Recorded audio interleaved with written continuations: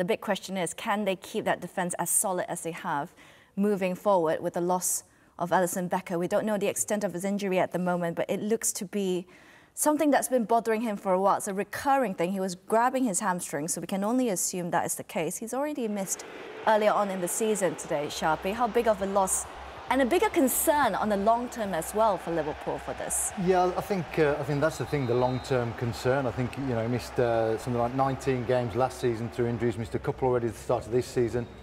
We talk about players and recovery rates and times of recovery. They've played in Europe in midweek. They've had a long journey down to the south of London for this game, and players are just not getting long enough to recover. This is a guy that doesn't cover the ground that the outfield players do. Yes, that's a question, isn't it? How does a goalkeeper have so many injuries? And he's still getting injured. I'm sure there'll be a bit of an inquest into it because it is recurring. They'll ask him what car he drives, what bed he sleeps on.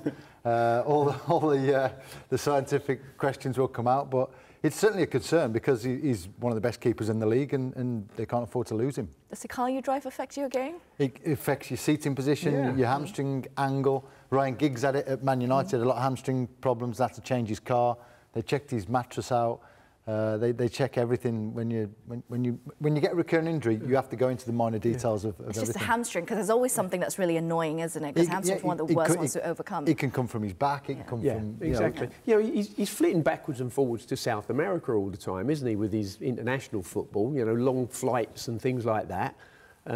Luxurious planes, I know, but your body is finely balanced, and if you get it out of kilter a little bit, and that maybe seems to be the case with him at the moment. This question is going to break a lot of Liverpool fans' hearts. Are we starting to see the beginning of the end of Alisson at Liverpool with all these injuries? There is an incoming goalkeeper this summer.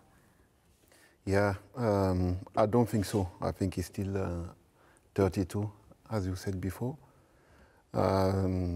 Big potential. They will take a second keeper, high level also from Valencia. But I think it's a big loss because he's one of the best keepers in the world. But the new goalkeeper, I don't know him very well. He will have his chance to show his talent for the next probably 2 months, and big games for Liverpool and big games for him, and we will see how it will be, but of course it's a big loss for Liverpool. The concern isn't just that he's a loss as a figure, but the games that we saw earlier before we kicked off at Selhurst Park, the type and level of games that's going to happen in October, and you're more than likely to not have your #1 goalkeeper in charge between the sticks. Is that concerning for Liverpool? Totally. I think any successful side as a nucleus of a really good back five, and your goalkeeper generally stays the same, the back four generally stays the same. There's a reassurance between centre halves and goalkeepers, and a trust that goes on. And a hamstring injury is generally not just a couple of weeks. It's generally sort of 3, 4. You're looking at 5, 6 weeks for a hamstring to get right. So facing Chelsea, Leipzig, Villa, Brighton. Big games coming up, and the big tests coming up. So he's going to be not really good timing. But I think Kelleher's proved that he's good enough. He wasn't on the bench today. Jarvis was on the bench, and he came on and did okay as well. And the incoming goalkeeper, what's his name, Mamadashvili, who's a Georgian international, who's gone back to his club football in Valencia for this season.